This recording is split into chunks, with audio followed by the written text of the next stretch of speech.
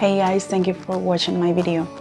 I was thinking about how would I do this video, and the only thing that came to my mind was to share with you some of the thoughts that I have been having on my head on these days.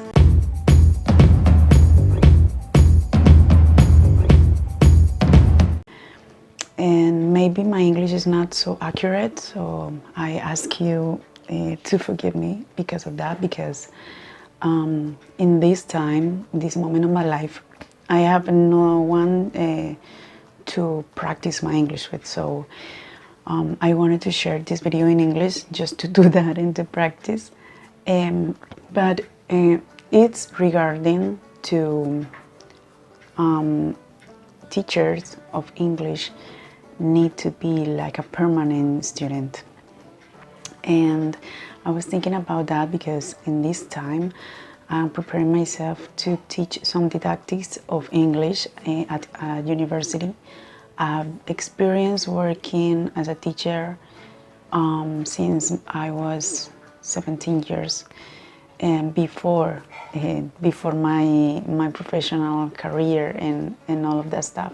Right now I have a master's degree in education. I am a professional at modern languages, and I also studied social communication as a professional career. I studied all of that online. Well, the master's degree was not online, just partially, because when I was in the master's degree, it came the pandemic, so we had to finish it online, but it was mostly face-to-face with the teachers at university. And when I went to the master's degree at university, it was like my first experience, my first real experience as a student, as a student. Not that I had never gone to a university, because when I was studying social communication and modern languages, I had to go to university too, but it wasn't so constant. So, I had to go to university like twice or three times a semester. And it was just tutorials, maybe. I don't know, like special sessions with the teachers and for exams, and no more. But live classes, I only had that, I don't know how to say, like magistral, like the class when the teacher is in front of the students and talks all about the theoretical framework. I only could leave that when I was in the master's degree. And all of this sums up that we as teachers are always a student. I have most experience, or the major experience that I have is being like a Spanish teacher. In Colombia, here in Colombia, the title is Lengua Castellana, profesor de lengua castellana, humanidades. In English, it's like something like maybe you're an English native speaker and you teach your native language. So that's what I have been doing in the recent years, in the latest years of my life. But by the way, I started my career or my journey as a teacher working with students from small ages, from 5, 6, 7 years old to 10 years old at private schools here in Colombia, and I was teaching English. And that was my first experience teaching English. And I was really bad. Because I used the grammar translation method, and I was repeating what I saw from my teachers when I was at school. So I was repeating that pattern, and it wasn't good for any of the students that I had at that moment.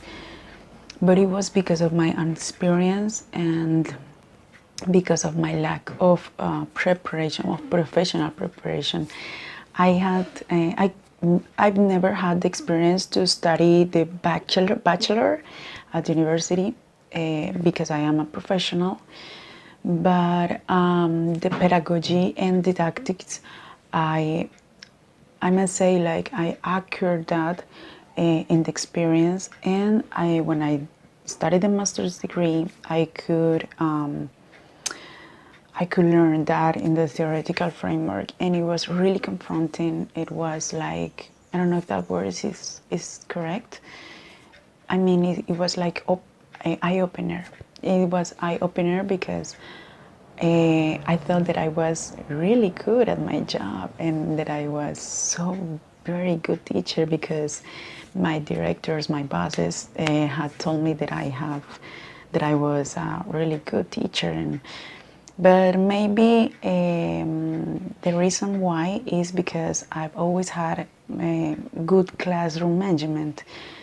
And the classroom management, it goes by the hand with the theoretical framework that you have in your head regarding the subject that you teach to your students. So in this moment, I have to say that right now I am teaching again English at school where I'm working. I am teaching English again since last year, since August from last year. And before that, I was teaching Spanish and teaching philosophy. I know it sounds crazy, but I really like learning, and the learning experience for me it's so enjoyable. And when what I learn, I can teach it to students, and I really enjoy that experience. I really like that. And right now I am studying English didactics because I had to teach to future teachers at university. So it has been really good and interesting because one can be like faced by all of the mistakes that one can do at daily teaching practice, and one as a teacher can have different lies in one's head. For example, if I talk English to them all the time, they're gonna get bored and they're gonna get lost, and they're not gonna be interested in what I am teaching them. But that's not true. I mean, you know that old myth from the Plato caverns. Yes, yes, the cavern myth. I don't know how to say that in English. I think I will write them over here. But that it will be one of the topics that I will be teaching to my students at university, because when I learned it, it was good for me, because I could understand that learning process is painful. It's really painful when you go out from the darkness and from the shadows and you face the light. That could be so painful, and some students don't understand that. Maybe you could do really fun classes and really interesting activities with different methods, and that is so great. That is, I mean, if you the more you can prepare your class, the more students will enjoy all of the things that you will bring to the class, and all of your activities, your material, your techniques, everything. It will be really enjoyable. But being apart from that is that learning is something painful, because you have to move from your comfort zone and enter into a scene where you get to know that you don't know at all. And that's why I'm learning right now. I don't know at all. Maybe I have some years of experience teaching English at my curriculum vitae. I have learned English. I have taught English to early child, to children, to teenagers, to adults.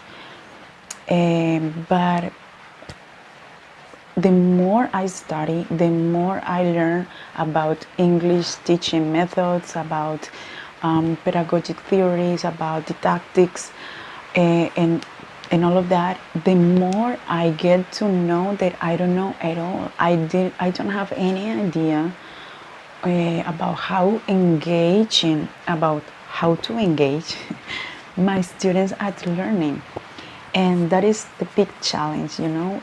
I hear from my colleagues at school some things like, students don't like reading, students nowadays don't want to learn, students nowadays don't want to move from the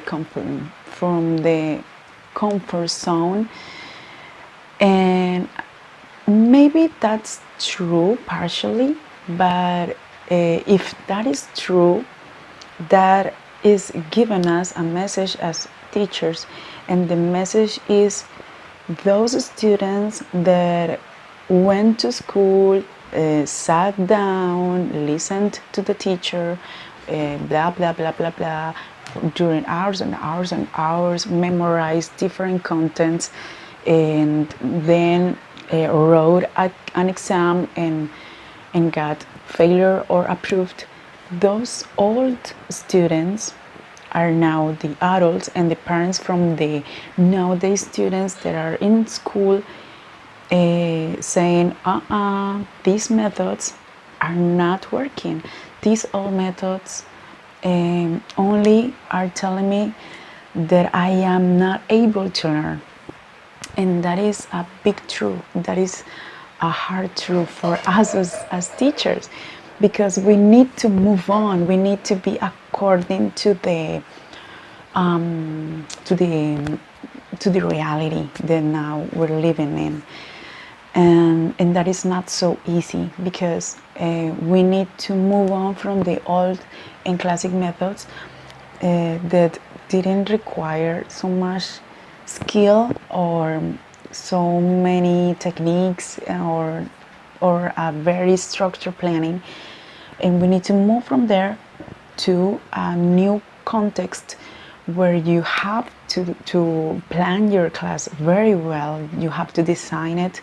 You have to think about your students, what they like, what they want to learn, what they are interested about, and bear in mind all of that to mix it in a very good class. And that's difficult. Maybe there's not going to be the perfect class. Maybe you're not going to be the perfect teacher or the best teacher. One of the most common saying or phrases that you'll hear from students at school is, "Hi teacher, I love you. You're the best teacher I've ever had. You're the best teacher at school. You're my beloved one, like my favorite teacher at all." And that's not true. Students are lying because they want to be they want you to like him, and they know that doing that, maybe they will approve your subject, because they're playing with our ego. And we as teachers sometimes maybe sometimes we fight with our ego. I don't have so clear the concept of ego. I know that in the psychoanalysis maybe, I mean Sigmund Freud's theories in that, maybe the concept of ego is so different, but I mean sometimes that translates into arrogance and pride and so many things that limit us as teacher to like to develop in a well manner with the students. And all of this is because I wanted to share with you that I am so motivated to keep on learning and to keep on being a student forever. And I am enjoying my journey of learning, and I want to leave you this short video about this. And maybe you have a different opinion. I would really like to share with you your opinion, your comments. Here in Colombia, I don't know what is your opinion, but in the ancient time, it wasn't so common that the teachers spoke so much English during the class. I had a very good teacher at school, and he didn't speak so much English, but he was really good at his method. That was in grammar translation. And I also had a teacher. She was a woman, and she had a really weird pronunciation. Now that I have grown up, I know that her pronunciation maybe was influenced by different accents, and it wasn't so American. But that is acceptable. Nowadays we're living in a real competitive world, and we have to know different accents. But in that moment, maybe I didn't like her so much, but I can remember that she always wanted to speak to us at our classes, and that was really good for me, because I saw the example, and I said, oh my God, I want to speak English so fluently as she is doing it right now. And it was really good for me. It really was really interesting. So I encourage you, if you are an English teacher here in Colombia, I am nobody. All of my titles and all of my years of experience don't give me the authority to give you any advice. But humbly, I can tell you that maybe if you are feeling that you're not capable to evolve and to move on to a higher level of speaking or teaching, that's not true. We always can improve, and this video is a proof of that, because I have never been abroad, and I have never had a real friend who was a native speaker, who was an English native speaker. But I'm here teaching English, speaking English to you in front of this camera, and it's a proof that when you want to do something, you can do it. So this is it for now. I will keep on doing these videos because I really need to practice. So bye, thank you for watching.